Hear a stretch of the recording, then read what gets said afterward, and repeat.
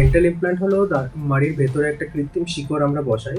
সেটা সার্জারির মাধ্যমে আমরা শিকড়টাকে বসানো হয়। তার উপরে আমরা অ্যাবাটমেন্ট দিই।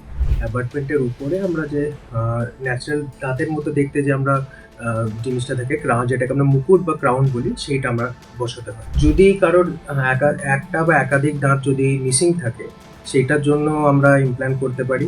কিংবা যদি কারোর বোন ডেনসিটি যদি কম হয়, কিংবা ধরুন যদি কারোর মাড়ির সমস্যা থাকে, যদি ইনফেকশন থাকে, সেই ক্ষেত্রে আমরা ওখানে ইমপ্ল্যান্ট করতে পারি।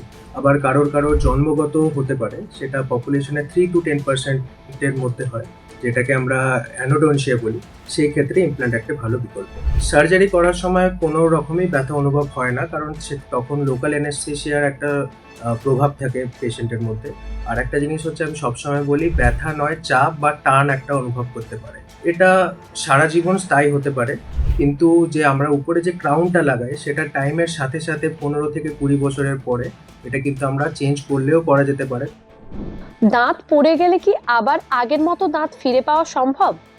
আজ আমরা কথা বলবো ডেন্টাল ইমপ্ল্যান্ট অর্থাৎ দাঁত পড়ে গেলে সেটার আধুনিক এবং স্থায়ী সমাধান নিয়ে। নমস্কার, গৌরী দেবী হসপিটালস থেকে আমি মৌপ্রিয়া, এবং আমাদের সঙ্গে এই মুহূর্তে রয়েছেন গৌরী দেবী হসপিটালসের দন্ত বিশেষজ্ঞ ডক্টর অভিষেক মান্না। স্যার, আপনাকে অনেক অনেক স্বাগত। স্যার, প্রথমে যে বিষয়টি জানতে চাইবো সেটা হচ্ছে ডেন্টাল ইমপ্ল্যান্ট আসলে কি? এটা কি কোনো নকল দাঁত, নাকি মাড়ির ভিতরে একটা কৃত্রিম শিকড়কে বসানো? ডেন্টাল ইমপ্ল্যান্ট হলো মাড়ির ভেতরে একটা কৃত্রিম শিকড় আমরা বসাই। সেটা সার্জারির মাধ্যমে আমরা শিকড়টাকে বসানো হয়। তার উপরে আমরা অ্যাবাটমেন্ট দিই।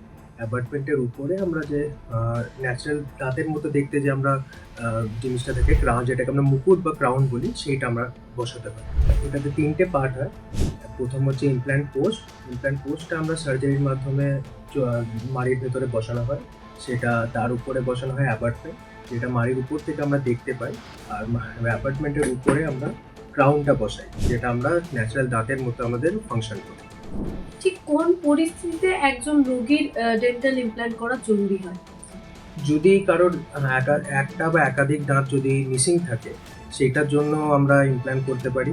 কিংবা যদি কারোর বোন ডেনসিটি যদি কম হয়, কিংবা ধরুন যদি কারোর মাড়ির সমস্যা থাকে, যদি ইনফেকশন থাকে, সেই ক্ষেত্রে আমরা ওখানে ইমপ্ল্যান্ট করতে পারি।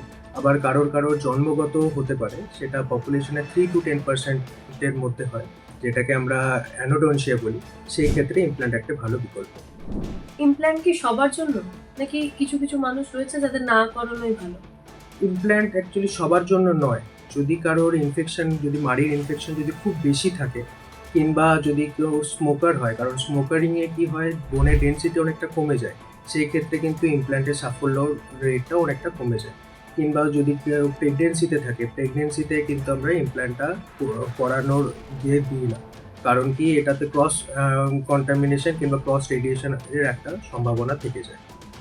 এটা আমরা মাইনার্সদের কিংবা 18 বছরের কম বাচ্চাদের এটা আমরা করতে বলি না, কারণ কি তাদের বোনের ডেনসিটি এখনো চোয়াল সেরকমভাবে ডেভেলপ করে না।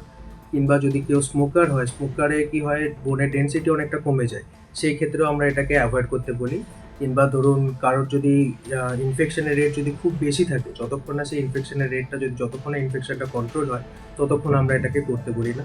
কিংবা যদি কারোর আনকন্ট্রোল ডায়াবেটিস থাকে, কিংবা যদি ক্যান্সার হয়, কিংবা যদি হেড অ্যান্ড নেকের সে যদি রেডিয়েশন থেরাপি নেয়, সেই ক্ষেত্রেও আমরা এটাকে অ্যাভয়েড করতে বলি।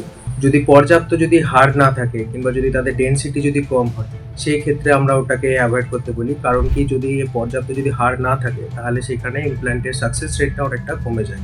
কিংবা যদি কোনো প্রেগনেন্ট মহিলা থাকে, প্রেগনেন্ট মহিলাদের সেটা আমরা অ্যাভয়েড করতে বলি, কারণ তাতে ক্রস রেডিয়েশনের একটা সম্ভাবনা থেকে যায়।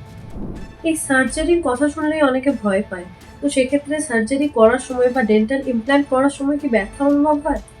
সার্জারি করার সময় কোনো রকমই ব্যথা অনুভব হয় না, কারণ তখন লোকাল অ্যানেস্থেসিয়ার একটা প্রভাব থাকে পেশেন্টের মধ্যে। আর একটা জিনিস হচ্ছে, আমি সবসময় বলি, ব্যথা নয়, চাপ বা টান একটা অনুভব করতে পারে। আর সেখানে আমরা যতক্ষণ না পেশেন্ট পুরোপুরি অ্যানেস্থেসিয়াতে না আসে, ততক্ষণ না পুরোপুরি অবশ না হয়, ততক্ষণ কিন্তু আমরা সার্জারির দিকে প্রসিড করি না। এই পুরো প্রক্রিয়াটা সম্পূর্ণ করতে কতদিন লাগে? পুরো প্রক্রিয়াটা করতে 3 থেকে 6 মাস, কখনো কখনো 9 মাসও লাগে। কারণ কি, সবার ইন্ডিভিজুয়াল বোন হিলিংয়ের যে টাইমটা, সেটা আলাদা। সব থেকে বেশি যে টাইমটা লাগে সেটা হচ্ছে অসিও ইন্টিগ্রেশন, যেটাকে আমরা বলি, কারণ বোনের সাথে ইমপ্ল্যান্টের যে মিশে যাওয়ার যে টাইমটা, সেটা যেন সব থেকে বেশি আমরা টাইম দিই। তারপরে আমরা অ্যাপার্টমেন্ট লাগাই, আর অ্যাপার্টমেন্টের উপরে আমরা ক্রাউন ফিটিং করি। এই ইমপ্ল্যান্ট কত বছর অবধি স্থায়ী হয়? এটা সারা জীবন স্থায়ী হতে পারে, কিন্তু যে আমরা উপরে যে ক্রাউনটা লাগাই সেটা টাইমের সাথে সাথে 15 থেকে 20 বছরের পরে এটা কিন্তু আমরা চেঞ্জ করলেও করা যেতে পারে, কারণ এটা একটা অ্যাস্থেটিক পারপাসের জন্য আমরা লাগাই, ওরা অ্যাস্থেটিক পারপাসের জন্য লাগাই। সেখানে যদি পাশের দাঁতের সাথে যদি কালার যদি ম্যাচ না করে, তাহলে কিন্তু আমরা ওটা 15 থেকে 20 বছরের পরে চেঞ্জ করলেও করা যেতে পারে। এই ডেন্টাল ইমপ্ল্যান্ট দীর্ঘস্থায়ী করার জন্য কি কি সাবধানতা বা কি কি যত্ন আমাদের করতে হয়? যেরকম নর্মাল, ওটা একদম নর্মাল ন্যাচারাল টুথের মতনই আমরা ওটাকে ইউজ করতে পারি। সেটাতে যদি মাঝখানে যেরকম আমরা নর্মাল ব্রাশিংয়ের ক্ষেত্রে যেটা আমরা বলে থাকি যে দিনে 2 বার ব্রাশ করতে সব ব্রিসেল দিয়ে, কিংবা ফ্লসিং করতে বা ওয়াটার ফ্লসিং করতে, কিংবা ইন্টারডেন্টাল ব্রাশ দিয়ে যে ইমপ্ল্যান্ট আর পাশের দাঁতের মাঝখানে যে খাবারগুলো জমে আছে সেগুলো যাতে আমরা সরিয়ে দিতে পারি, সেইটার জন্য আমাদের একটুখানি ধ্যান দিতে হবে। বাকি কিন্তু সেরকম কোনো অসুবিধা নাই, এটাতে সারা জীবন কিন্তু এটা স্থায়ী হয়। স্যার আপনাকে অনেক অনেক ধন্যবাদ। Thank you. আপনারা শুনলেন আমাদের বিশেষজ্ঞ কি বললেন। এই বিষয়ে যদি আপনাদের আরো কিছু জানার থাকে তাহলে অবশ্যই কমেন্ট বক্সে কমেন্ট করতে পারেন। সুস্থ থাকুন, সচেতন থাকুন। ধন্যবাদ।